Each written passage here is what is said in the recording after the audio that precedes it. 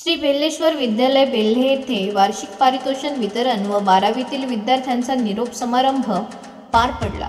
यावेळी इयत्ता 5वी ते 12वीच्या विद्यार्थ्यांनी विविध कला गुणदर्शन सादर करून प्रेक्षकांची मने जिंकली। तर या कॉलेजला सोडून जाताना काही विद्यार्थिनींनी मनोगतातून आपल्या भावना व्यक्त केल्या। हे होत असताना 12वीतील विद्यार्थी भावुक झाले। या कार्यक्रमाला स्कूल कमिटीचे अध्यक्ष रामूदादा बोचटे, व्यवस्थापन समितीचे अध्यक्ष राजेंद्र गाडगे, विश्वनाथ डावकर, जयवंत घोडके, सावकार पिंगट, विक्रम पिंगट, अर्जुन शिंदे, अण्णा भुजबळ, विजय देशपांडे, सुधाकर सै, सुनीता चोरे, सरिता पिंगट उपस्थित होते। प्रास्ताविक प्राचार्य पाटोळे सर यांनी केले। सूत्रसंचालन मटाले सर व पांडे सर यांनी केले, तर गोसावी सर यांनी आभार मानले। हा कार्यक्रम यशस्वी करण्यासाठी विद्यालयातील सर्वच शिक्षकांनी परिश्रम घेतले। याच बातमीचा आढावा घेतला आहे आयवन न्यूजचे प्रतिनिधी गणेश चोळे।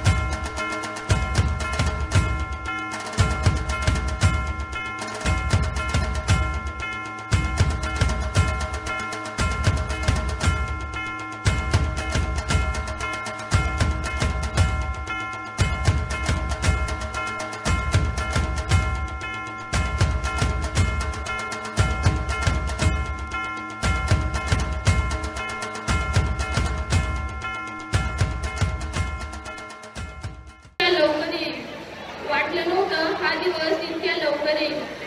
आताच तर कुठे एकत्र आलो होतो, आमची मनं जुळली होती, समजून घ्यायला लागलो होतो।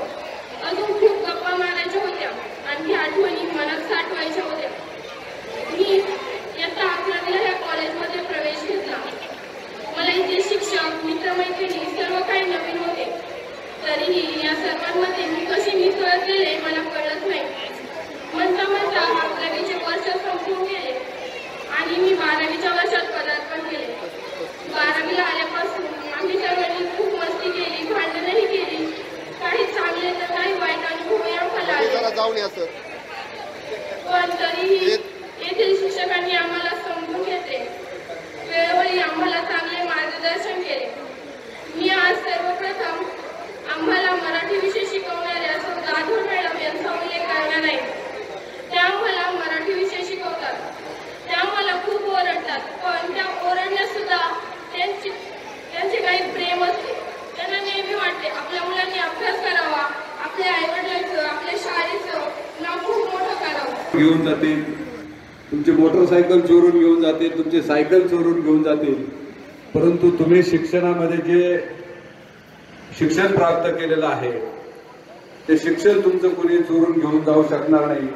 एका बाजूला सोन्या चांदीचं टेबलावर ठेवलेलं काही वस्तू असेल आणि दुसऱ्या बाजूला जर तुमची डिग्री असेल, एखाद्या विद्यार्थ्याची डिग्री असेल, तर ती डिग्री कोणी चोरून नेणार नाही, ते चोरता येणार नाही। ते असं शिक्षण आहे। ते शिक्षण मिळवण्यासाठी आपण वाटेल ते करा, वेळ प्रसंगी दिव्याखाली तुम्ही अभ्यास करा, कंदिलावर अभ्यास करा, परंतु चांगलं शिक्षण घेऊन आपल्या आई वडिलांचं नाव, त्याचबरोबर आपल्या शिक्षकांचं नाव आणि आपल्या शाळेचं नाव उज्ज्वल करा। मला स्वतःला आनंद या गोष्टीचा आहे की मी या शाळेचा माजी विद्यार्थी आहे। माझंही 10वी पर्यंत शिक्षण याच शाळेमध्ये झालेलं आहे आणि या शाळेत शिकलेली मुलं कुठेही वाया जाणार नाहीत यासाठी या पुढच्या पिढ्यांनी खबरदारी घ्यावी ही या निमित्ताने तुम्हाला सूचना करत असताना 12वीच्या सर्व विद्यार्थ्यांना आम्हा सर्व सन्माननीय व्यासपीठाच्या वतीने शुभेच्छा व्यक्त करतो आणि थांबतो. धन्यवाद. जय हिंद, जय महाराष्ट्र, जय कर्मवीर. इयत्ता 12वीच्या विद्यार्थ्यांसाठी निरोप समारंभ किंवा आपण नंतर पुढील भावी आयुष्याच्या वाटचालीसाठी जो शुभचिंतन सोहळा त्याला म्हणूया आणि त्याचबरोबर वार्षिक पारितोषिक वितरण समारंभ या निमित्तानं आपल्या या संस्थेच्या प्रांगणामध्ये हा कार्यक्रम आपण या ठिकाणी घेतला. शाळेचा निरोप देताना भावना उंच म्हणून येतात. निरोप या शब्दानेच पापण्या ओल्या होतात. आज 12वीचा निरोप समारंभ. आपण इथे या मुलांना शुभेच्छा देण्यासाठी एकत्र जमलो आहोत. शाळा ही शाळा नव्हती, विद्येचे पवित्र मंदिर होते. निरोप देताना मात्र सर्व काही उमसते. विद्यार्थी मित्रांनो, आपण आता या 4 भिंतीच्या जगातून बाहेर पडून मोठ्या जगात वावरणार आहोत. ही परीक्षा म्हणजे जीवनाच्या भावी परीक्षांची रंगीत तालीम समजा. आपल्या सर्वांचे भले व्हावे याच हेतूने या शिक्षकांनी आपल्याला मनापासून शिकवले. आपल्याला भरपूर वेळा शिक्षा केली, त्याबद्दल मनात राग बाळगू नका. खूप शिका, मोठे व्हा, सन्मान मिळवा. आपले माता पिता गुरुजन यांचे ऋण विसरू नका. आपल्या शाळेची ओळख ठेवा. हीच अमृतवाणी शिक्षकांच्या मुखातून आपल्याला कायम येत होती. मनोगत व्यक्त करताना अश्रू ओघळतात. मनातल्या सर्व भावना मेणाप्रमाणे पागळतात. प्रत्येक विद्यार्थ्यांच्या चेहऱ्यावर आता वेगळेच भाव दिसतात. रक्ताचे नसते तरी मनाचे नाते होते जडलेले. सर्वांच्या हृदयात होते जडलेले. माया ममता जगण्याची रीत शिकवली आम्हाला शाळेने. जीवनाला नेले अंधारातून उजेडाकडे याच पवित्र मंदिराने. सर्व विद्यार्थ्यांना नंतर एवढे सांगते की 12वीच्या परीक्षेतच नव्हे तर जीवनातल्या प्रत्येक परीक्षेत यशस्वी होण्याची मनाशी बाळगा व या पवित्र मंदिराला कधीही विसरू नका. सर्व आठवणी हृदयात साठवून ठेवल्या. माझ्या या शाळेच्या त्या शिदोऱ्याचा आल्या.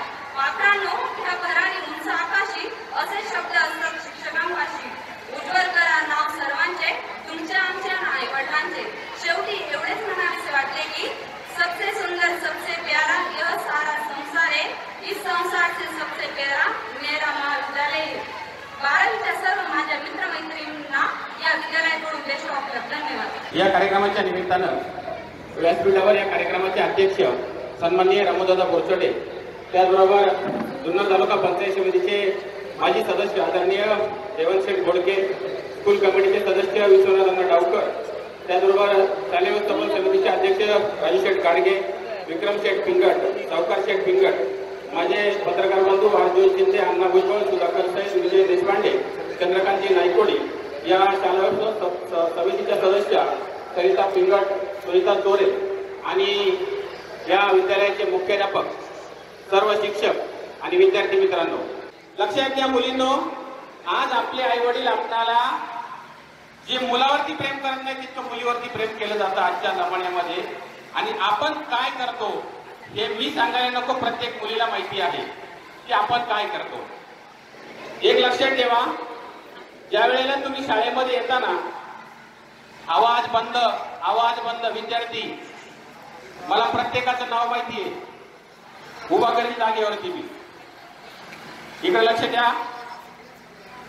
प्रत्येक मुलीने असं वागावं की प्रत्येक बापाला ताटमानेने जगता यावं आणि प्रत्येक मुलांनी असं वागावं की आपल्याही बापाला समाजामध्ये जाताना ताटमानेने वागता यावं.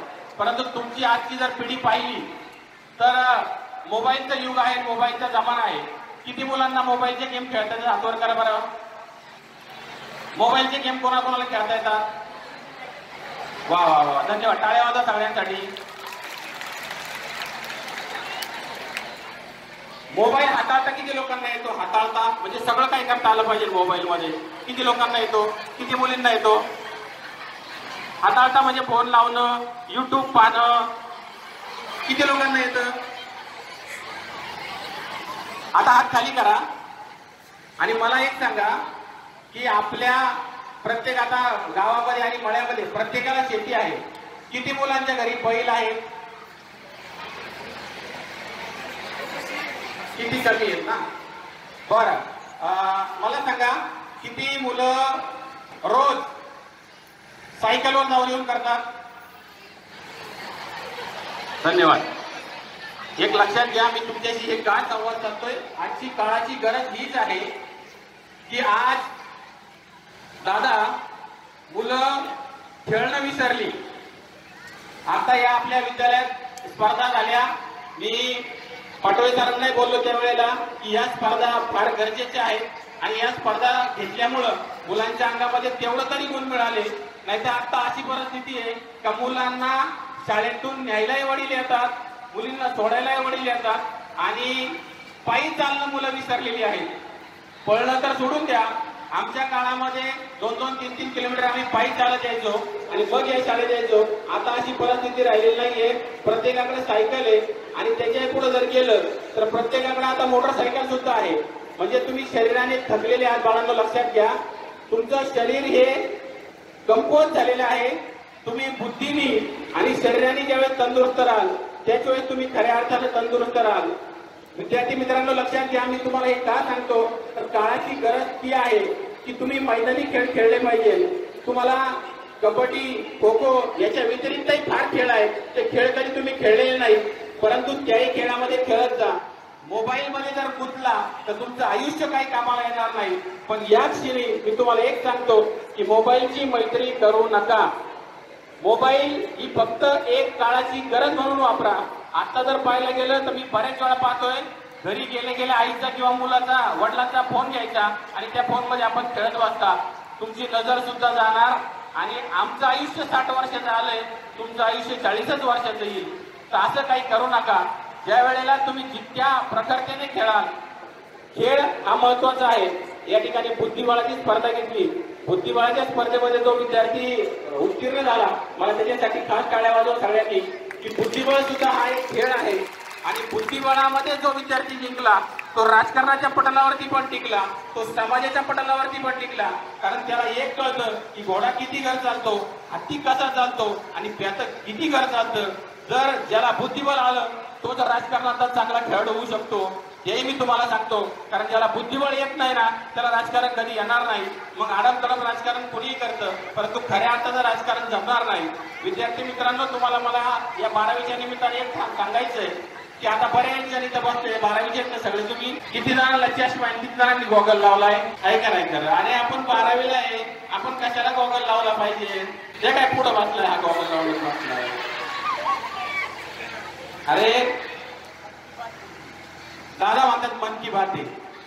अरे विद्यार्थ्यांना लक्षात घ्या, आपलं आयुष्य आहे ना, आयुष्य हे फार पुढे जायचंय रे.